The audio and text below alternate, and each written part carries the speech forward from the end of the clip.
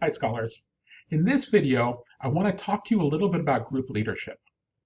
Now, leadership, one of the controversies that sometimes people have is, are leaders born or are they made? The answer, when you look at the research, is absolutely definitive that leaders are made.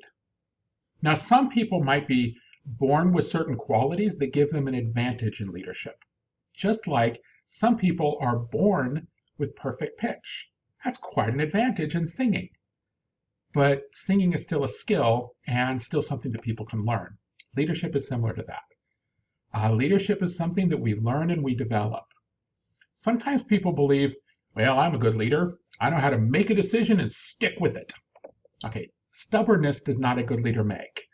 The fact that somebody will stick to a decision, potentially even if it's a bad decision, is not really a good sign of a leader.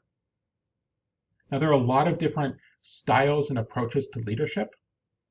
But perhaps one of the most popular right now is something called situational leadership. Now, situational leadership requires the leader to adapt to the team that they have. And it can enable the leader to really optimize the team members to best accomplish what the team's goal is. Situational leadership is very simple, but it's hard. A lot of leaders don't like to do it because it takes more effort from them. It's easier for the leader to just say, well, this is my leadership style. I've been doing this for 15 years. It's worked just fine. Everybody needs to adapt to mine. If you don't like this leadership style, I'm not changing. You'll just need to go. Well, let's say the leadership style is very directive. It's very, controlling and bossy and stuff like that. And you have a team member that might be a 10Xer, which basically means this person is like, they come up with innovative solutions. They're extremely beneficial to the organization. They're indispensable, but they don't respond well to bossy, directive, mean, bosses that might, mock them, yell at them, or whatever. They don't respond well to that. So you want this great worker to leave? So situational leadership basically puts some burden onto the leader to say, the goal that I have is the team goal. Now I've got this team. How can I best motivate them to get them to reach that goal? So situational leadership is very, very simple. It's a very simple system, which we'll go over in a moment, but it's hard because it requires the leader to get to know their followers, evaluate them, and analyze them so that they can optimize team success. I want to apologize for this slide. Really, development level of followers should be on top. It'd be a little bit easier, but that's what we're going to talk about first. So what the leader does is they evaluate their followers based upon the followers' competence, which is how well they can do the job, and their commitment. How enthusiastic and driven are they? How committed are they to doing a good job? Committed to the team, committed to the task, committed to the job, whatever. D1 followers are typically new. They generally have just joined the team and they're very committed. They're enthusiastic. They really want to do a good job, but they don't really have a lot of competence. They just don't have the experience. So while they're very committed to doing a good job, they don't actually know how to do the job very well. D2 followers have low to some competence. They've been around for a little while.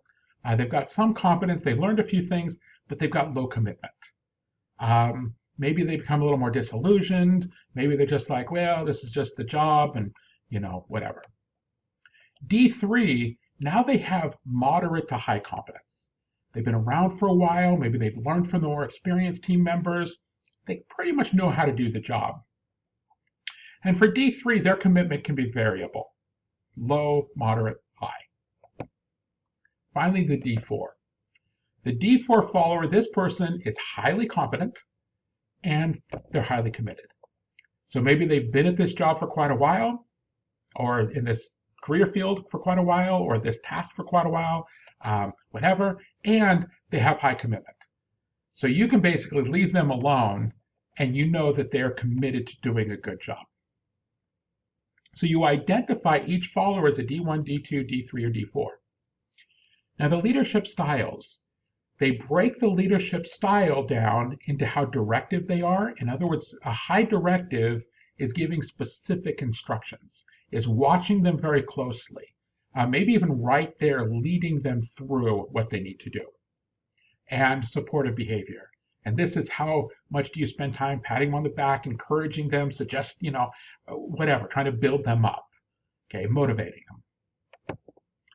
So all you do for a D1, they're low competence, high commitment. Got the new employee. So one, you apply S1. So with a new employee, you're highly directive because they don't really know their job yet. You need to teach them. They really don't need a lot of rip-roaring, attaboy, encouraging motivation because they're already pretty highly committed. So you're focused on teaching them, directing them. Take that energy that they have for their commitment and focus it where it needs to be focused. For S2 is for D2.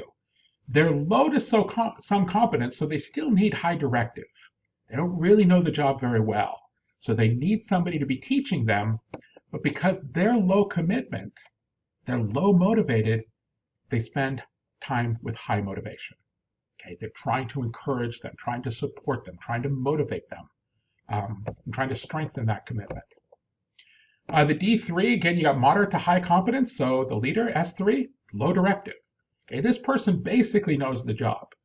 They can give direction as needed, but for the most part, they're not going to be meticulously following every step and teaching them each thing. They already know their job. Their variable commitment, you want to try to increase that. So with this, you're going to be doing a lot of supportive behavior. You're going to be encouraging, motivating, and so on. Finally, the D4, this person knows their job and they're highly committed. So the leadership, low directive, they don't really need you there telling them how to do the job. They know how to do the job. And low supportive behavior, if you go in and try to motivate them and such, they're probably just going to laugh at you, joke around, whatever, because they're already committed. They've been around. There's a decent chance that the D4 knows the job better than the leader does.